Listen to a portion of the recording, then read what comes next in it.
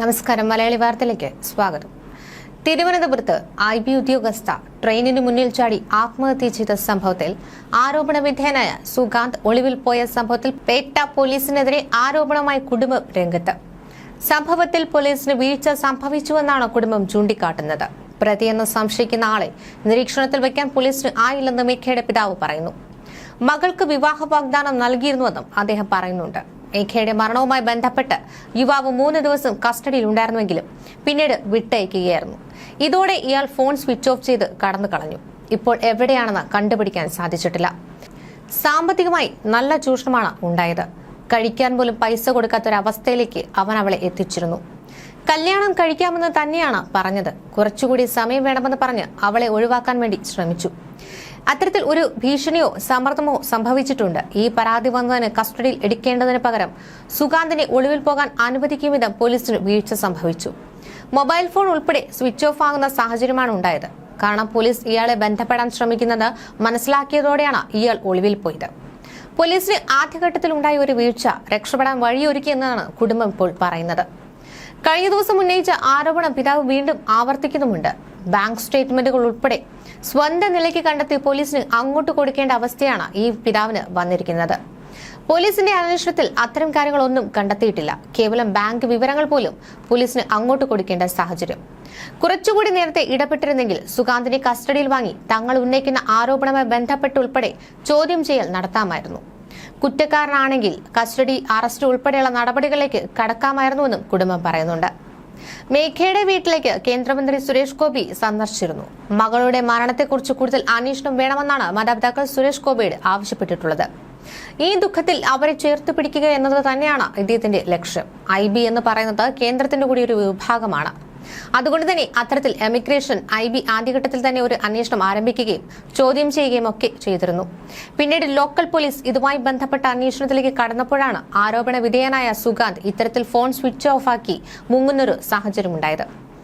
മലപ്പുറം എടപ്പാളിലെ വീട്ടിൽ ഇപ്പോൾ നിലവിൽ ആരുമില്ല. വീട് അടച്ചിട്ടിരിക്കുന്ന നിലയിലാണ്. 2 ദിവസം മുമ്പ് ഈ പേട്ട SI അടക്കം എടപ്പാളിലെ വീട്ടിലേക്ക് എത്തി പരിശോധന നടത്തിയെങ്കിലും സുഗാന്തിന്റെ ഒരു വിവരങ്ങളും ലഭിക്കുന്ന സാഹചര്യം നിലവിൽ ഉണ്ടായിട്ടില്ല.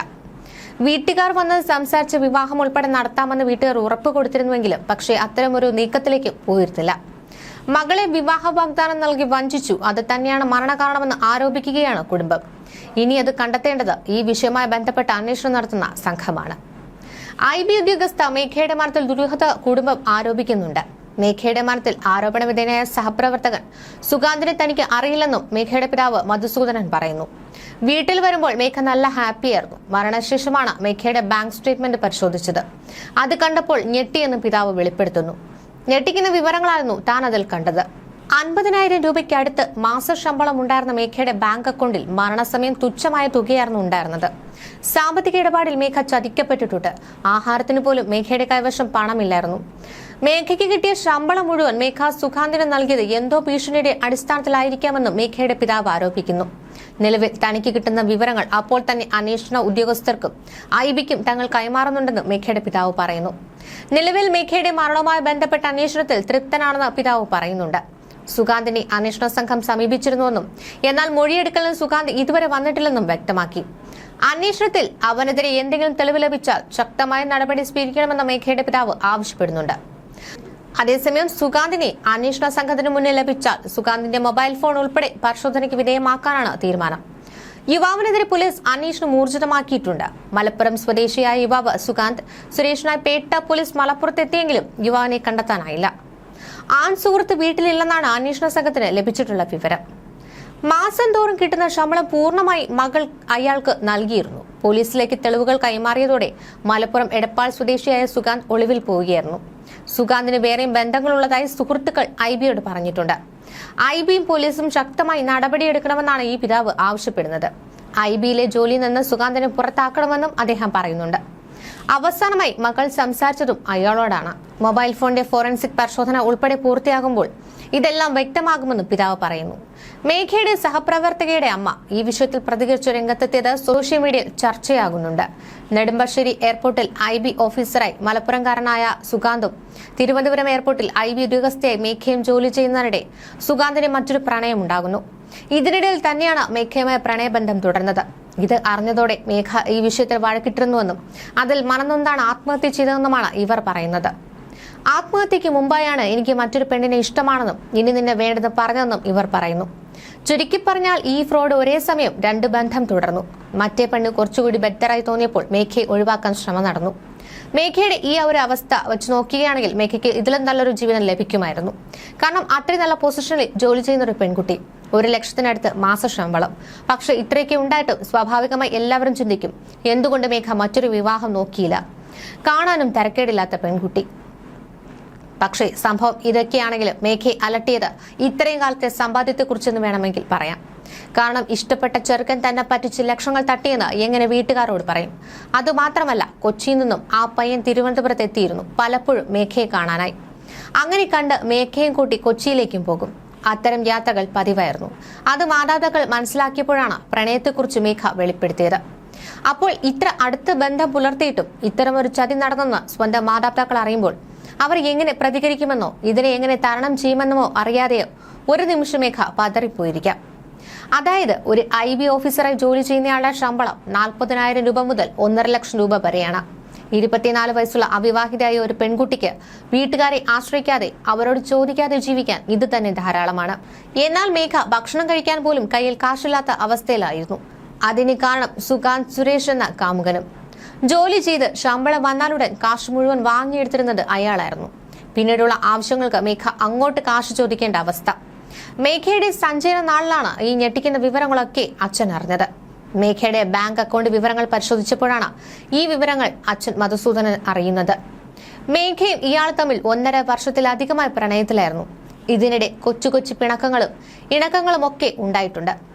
ആദ്യം ഈ ബന്ധം വീട്ടുകാർ എതിർത്തുവെങ്കിലും ഏകമകളുടെ ഇഷ്ടം കണ്ടപ്പോൾ അവന്റെ വീട്ടുകാരോട് വരാൻ പറയൂ, നമുക്ക് മറ്റു കാര്യങ്ങളൊക്കെ ആലോചിക്കാമെന്നാണ് മേഘയുടെ പിതാവ് പറഞ്ഞത്. അങ്ങനെ വീട്ടിൽ സംസാരിച്ചപ്പോൾ ഒരിക്കൽ ലാൻഡ് ഫോണിൽ നിന്നായിരുന്നു പയ്യന്റെ വീട്ടുകാർ മധുസൂദനനെ വിളിച്ചതും സംസാരിച്ചതും. എന്നാൽ അവർ പറഞ്ഞത് വിവാഹത്തെക്കുറിച്ചായിരുന്നില്ല. IBയിലെ ജോലി ഉടൻ വിടുമെന്നും സിവിൽ സർവീസിൽ ജോലിയിൽ പ്രവേശനം ലഭിച്ചതിനു ശേഷം മാത്രം വിവാഹം മതി എന്നൊക്കെയായിരുന്നു. പക്ഷേ ഈ കുടുംബത്തെ ലാൻഡ് ഫോണിലൂടെ അല്ലാതെ മേഘയുടെ കുടുംബത്തിന് സംസാരിക്കാൻ കഴിഞ്ഞിട്ടില്ല. പിന്നീട് പലതവണ വിളിക്കാൻ ശ്രമിച്ചുവെങ്കിലും ഇവർ ബന്ധപ്പെടാൻ പിതാവിന് കഴിഞ്ഞില്ലെന്നാണ് പറയുന്നത്. മേഘയുടെ ബാങ്ക് അക്കൗണ്ടിന്റെ സ്റ്റേറ്റ്മെന്റ് എടുത്തപ്പോഴാണ് ശമ്പളമല്ല സുഗാന്തിന്റെ അക്കൗണ്ടിലേക്കാണ് പോയതെന്ന് അറിയുന്നത്. 50,000 രൂപയോളം ശമ്പളമുണ്ടായിരുന്ന മേഘയുടെ അക്കൗണ്ടിൽ ഇപ്പോൾ ബാലൻസ് ഉള്ളത് തുച്ഛമായ പണം മാത്രം. UPI അക്കൗണ്ട് വഴി 3.5 ലക്ഷത്തോളം രൂപയാണ് സുഗാന്തിന്റെ അക്കൗണ്ടിലേക്ക് മാറ്റിയതായി കണ്ടെത്തിയിട്ടുള്ളത്. ഇതിൽ ഹോസ്റ്റൽ ഫീസിനും മറ്റു ചെലവുകൾക്കുമായി 1.5 ലക്ഷത്തോളം രൂപ മേഘയുടെ അക്കൗണ്ടിലേക്ക് സുഗാന്ത് തിരിച്ചയച്ചതായും ബാങ്ക് സ്റ്റേറ്റ്മെന്റിൽ വ്യക്തമാണ്. സ്റ്റേറ്റ്മെന്റിന്റെ പകർപ്പ് IBക്ക് നൽകിയിട്ടുണ്ട്. മേഘയ്ക്കൊപ്പം രാജസ്ഥാനിൽ ജോധ്പൂരിൽ IBയുടെ ട്രെയിനിങ്ങിനായി ഒപ്പമുണ്ടായിരുന്ന ആളാണ് സുഗാന്ത് സുരേഷ്. പിതാവിന്റെ ചികിത്സയ്ക്ക് അടക്കമുള്ള ആവശ്യങ്ങൾ പറഞ്ഞാണ് വിവാഹത്തിൽ നിന്നും ഇയാൾ പിന്മാറിയിരുന്നത്. എന്നാൽ ഇത്തരത്തിൽ സുഗാന്ത് സാമ്പത്തിക ചൂഷണം നടത്തുന്ന വിവരങ്ങളൊന്നും വീട്ടിൽ പറഞ്ഞില്ലെന്നും കുടുംബം പറയുന്നു. മേഘ നാട്ടിൽ വരുന്ന സമയത്തും ജോലി സ്ഥലത്ത് കാണാൻ പോകുമ്പോഴും അവൾ ആവശ്യപ്പെടുന്ന സാധനങ്ങളെല്ലാം കുടുംബം തന്നെയാണ് വാങ്ങിച്ചു നൽകാറുള്ളത്. ആരോഗ്യ പ്രശ്നങ്ങൾ വരുന്ന സമയത്ത് ആശുപത്രി ബില്ലുകൾ അടക്കം അടയ്ക്കുന്നതും തങ്ങൾ തന്നെയായിരുന്നുവെന്ന് അച്ഛൻ പറയുന്നു. ശമ്പളത്തിന്റെ കാര്യങ്ങളൊന്നും ചോദിക്കാറുണ്ടായിരുന്നില്ല, സമ്പാദിക്കട്ടെ എന്ന് കരുതി. തിരുവനന്തപുരത്ത് താമസിക്കുന്ന ഹോസ്റ്റലിലെ ഫീസും ഭക്ഷണത്തിന്റെ ചെലവുകളും മകൾ തന്നെയായിരുന്നു നോക്കിയിരുന്നത്. 2 ആഴ്ചയിൽ ഒരിക്കലെങ്കിലും മകൾ വീട്ടിലേക്ക് വരികയോ തങ്ങൾ അവിടേക്ക് പോയി മകളെ കാണുകയോ ചെയ്യുമായിരുന്നു. പക്ഷേ ഇതിനിടയിൽ ഒരിക്കൽ പോലും സുഗാന്തിനെതിരായി മേഘ വീട്ടുകാരോട് ഒന്നും പറയാൻ തയ്യാറായില്ല. കഴിഞ്ഞ ഫെബ്രുവരി 28-ന് ലഭിച്ച ശമ്പളം പോലും സുഗാന്തിന്റെ അക്കൗണ്ടിലേക്കാണ് ട്രാൻസ്ഫർ ചെയ്തിരിക്കുന്നത്. ഭക്ഷണം കഴിക്കാൻ പോലും പണമില്ലെന്ന് കൂടെ ജോലി ചെയ്യുന്നവരുടെ മേഘ പലപ്പോഴും പറഞ്ഞിരുന്നു. പലതവണ സുഗാന്തിന് പണം ട്രാൻസ്ഫർ ചെയ്തിരുന്നതായി ബാങ്ക് സ്റ്റേറ്റ്മെന്റിൽ വ്യക്തമാണ്. പക്ഷേ ഈ സമയമൊക്കെ പണം വീട്ടിലേക്ക് അയച്ചിരുന്നതായാണ് മേഘ സഹപ്രവർത്തകരോട് പറഞ്ഞത്. എന്നാൽ അച്ഛനും അമ്മയും പണം ആവശ്യപ്പെട്ടിരുന്നില്ല. മേഘയുടെ അക്കൗണ്ടിലേക്ക് ചെലവിനായി ചെറിയ തുകകൾ സുഗാന്ത് ട്രാൻസ്ഫർ ചെയ്തിട്ടുമുണ്ട്. ബാങ്ക് സ്റ്റേറ്റ്മെന്റ്, ATM കാർഡ് എന്നിവ മേഘയുടെ പിതാവ് പോലീസിന് കൈമാറിയിരിക്കുകയാണ്. ന്യൂസ് ഡെസ്ക് മലയാളി വാർത്ത.